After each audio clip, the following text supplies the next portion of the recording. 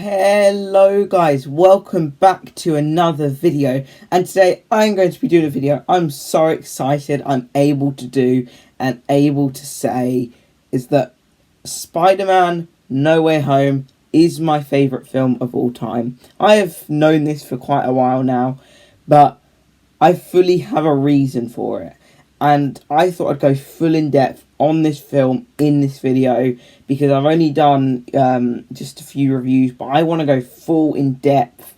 There are going to be a few spoilers, but there has to be. So if you haven't seen this film, I highly recommend clicking away because we're going into extreme spoilers here because this is the best film of all time in my opinion. With all that said, roll that intro and let's get started.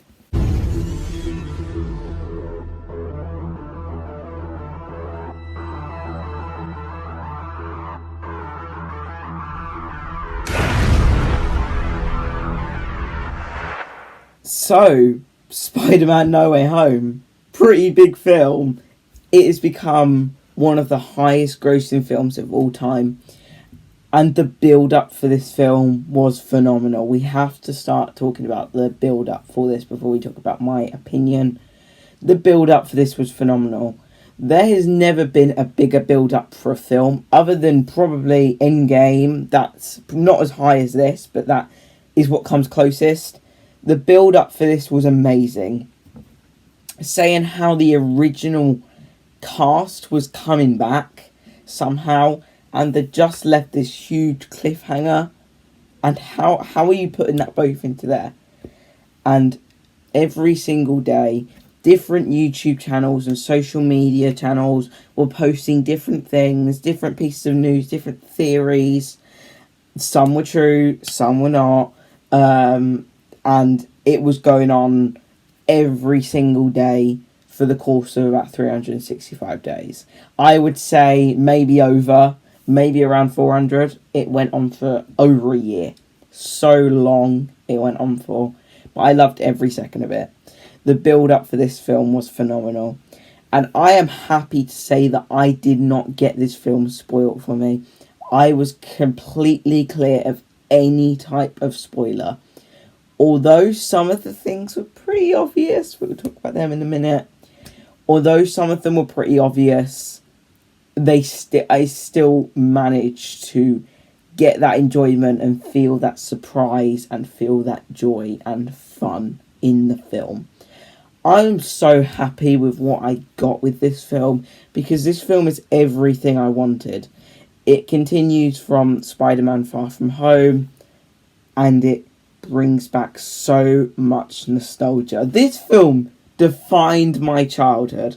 I am not even joking. I love every single Spider-Man film. Spider-Man 1, 2, 3, The Amazing Spider-Man 1 and 2, Homecoming, Far From Home, Venom, Let There Be Carnage, and even Spider-Man Into the Spider-Verse. I love every single one of them. And it's all put into here.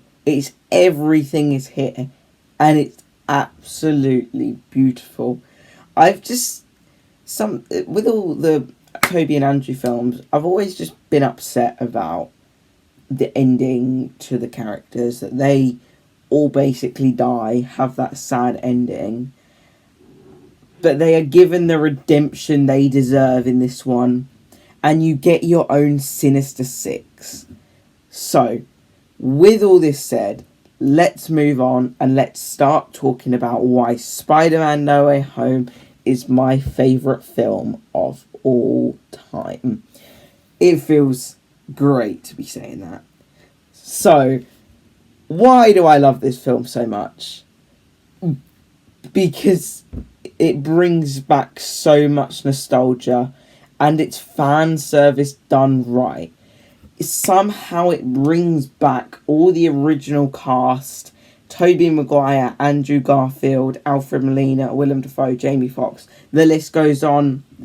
And somehow they managed to be put into the story, and it still works. Story has to come first with a film like a multiverse film. It has to come first before you're going cameo, and cameo. It has to come first. Story has to come first. And it happens here. but all the characters just get their own special moment.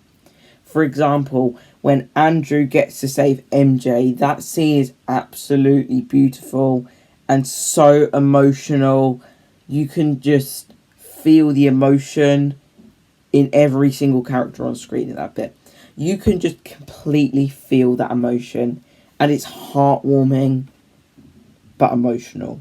It's so good, these sort of scenes.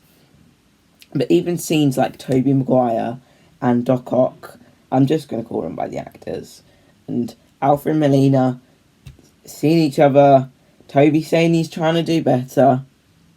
It's great. It's beautiful. It's what you want. It's emotional. I just get so excited every time I talk and watch this film, because I've watched this film a few times now, and there's so much to love. And we haven't even spoken about Matt Murdock in this film, how they managed to put Matt Murdock in this film and made it work. How they did that was amazing. How he just had that little cameo, and they were so careful with what they did. They didn't want to go too far. They just made him catch a brick with his human senses. Very, very cool. Great to have Charlie Cox back just in that little bit. Very, very fun. Very, very cool. And it's just a scene which puts a smile on your face. It's great. But now talking about the story. What this film does well is that it improves on everything that... It improves on all the bad things about all the Spider-Man films. Now, I'm mostly referring to Homecoming and Far From Home here. I love them two films. Them two films are amazing. But it just throws away the bad things about them. How it's Peter Parker just making mistakes and trying to fix them. It throws that away, but puts the best things in about it. And because we'd seen the origin story twice already, at the beginning, in Civil War, they just decided to put him right in. They decided to put Peter Parker just right in there, just right in the film. No origin story or anything. But they had a plan. They definitely didn't know. They definitely hadn't planned to do this at the time. But the third film in the franchise, the end to the Home trilogy, they managed to tell his origin story. How that is done, I do not understand. It's so clever how they did it, because when he loses May, such an emotional scene when you see, Tom Holland as, that character built, him becoming Spider-Man, and learning that with great power comes great responsibility. When that is learned, it's very, very emotional. But it builds so much character when he loses May. And then to when everyone forgets him, that character is built even more. And it leaves you classic Spider-Man. Because throughout the Home trilogy, he's always been treated as the kid. He hasn't been able to fly solo. It's always either been Iron Man, Nick Fury, or, of course, Doctor Strange. It's always been them three there. And now it's not going to be. Now he's all alone. And it just works so well. It's written so well. The acting is absolutely stunning by every single actor and actress. It is absolutely amazing. I could go through and name all the cast and creators of this film and just admire their work with this film, because it is amazing. The build up and just how they knew what we wanted to see. They knew that there were people who were just going in for Toby and Andrew, and people who were going in for the plot and the story and were quite sceptical about bringing back all the other villains. And then there were people like me who were in it for both. And you get both. And everybody was happy with both. This film broke the box office. This did amazing. It is a crime that this didn't win an Oscar or something like that. Although it was nominated, it's a crime. It's a really, really big and bad crime, I have to say, that it didn't win any type of Oscar. It's so, so sad that you know, it was quite an eventful night at the Oscars. Obviously, I wasn't there, but a few things went on at the Oscars that we don't need to talk about right now. But it just would have been so good to see this win an Oscar. The build up, the payoff, just to see that happen. If that happened, it would have been the greatest.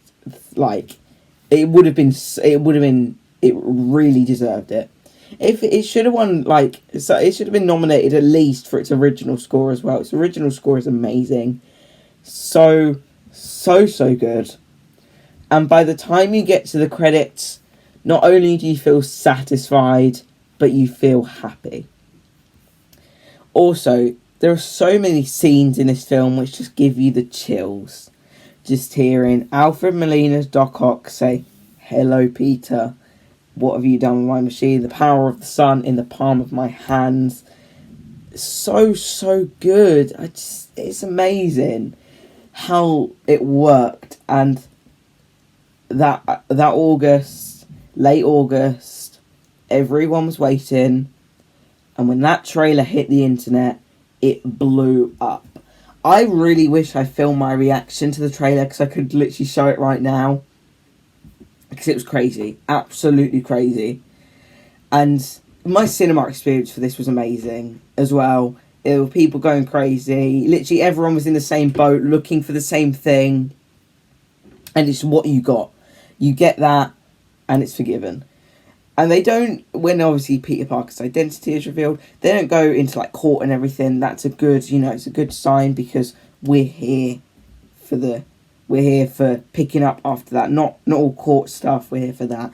And of course, the cameos. And it just works. So now digging deeper into what I mentioned earlier with how every character gets their own little moment. So, what moment do we start with? So obviously I mentioned Andrew's one, and Andrew is my favourite Spider-Man by far. Although I love them all, I just have a really soft spot for Andrew, and I think his films are really underrated. I think his films are amazing, honestly. They are the Amazing Spider-Man. Really, really good. And it's so heartbreaking every time you watch it. Every time you watch The Amazing Spider-Man 2, such an underrated film in my opinion. Every time you see him not being able to save Gwen and making that promise to her father, and then it's his fault that she's gone because they both just had such a powerful relationship. And then when he saves MJ, it's just so emotional and heartwarming and beautiful. It's so beautiful. Exactly what I wanted to see. In the trailer, although it was pretty obvious, it just, although that was your prediction for it, it still felt like a surprise and such a beautiful scene. And of course the scene where everyone forgets Peter Parker, that sort of, I'd say around maybe 3 minutes or so, where he knows what's happening and he's saying his goodbyes, feels so powerful, and it's a lot of character built there. Lots and lots of character is built there. Really, really powerful. And of course, seeing all three Spider-Men talk to each other, having that banter and everything, just treating each other like brothers is beautiful. I say this word a lot. It's great. It's just so heartwarming. Seeing these three swing together, land one by one, Toby, Andrew, Tom together, and then trying to cure all the villains. Great. And I was very sceptical about them curing the villains. I just thought that'd be very, very strange, but it works, and it pays off so well, and I'm so happy that they did that. I couldn't be happier with this film, honestly. This is 100% my favourite film of all time. Its characters, its story, everything. The emotion is very, very high. And obviously, you got to talk about the scenes with, like, Doctor Strange. How, you see Peter and Doctor Strange fighting in the mirror dimension. Very, very cool when the mirror dimension is going crazy. That is a very, very cool scene. But I could just go on and on about this film all day long because I have such a soft spot for this film. And it's going to be hard to beat this film for me. And obviously the new Avatar is coming out this year. And my predictions are that it just isn't going to it will not be No Way Home. It won't be the original. It's not going to, I don't even think it'll get in the top 20, honestly. I bet it'll do well, but I don't think it'll do like it won't do like the best of all time. But yeah. And if you're wondering what I think of Doctor Strange in the Multiverse of Madness, now I do have a review on it. I was disappointed in Doctor Strange Multiverse of Madness. I would easily choose No Way Home over Doctor Strange. And the good thing about Doctor Strange is obviously the horror aspect, but it does put story first, and that is what No Way Home does. But it manages to put the cameos into the story, and Doctor Strange just sort of refused to do that. It's very underwhelming, that film. But we're not here to talk about Doctor Strange. Obviously, we're talking about Spider-Man No Way Home, and of course, the last things I've got to mention is that how good the performance is, the stunts, the emotion, the villains, the characters, the story, everything, the acting, everything is just so, so good, and I cannot get enough of it. So that is why Spider-Man No Way Home is my favourite film of all time. So yeah, guys, that's going to wrap up this video. Thank you so much for watching. Please do share your favourite films down below in the comment section.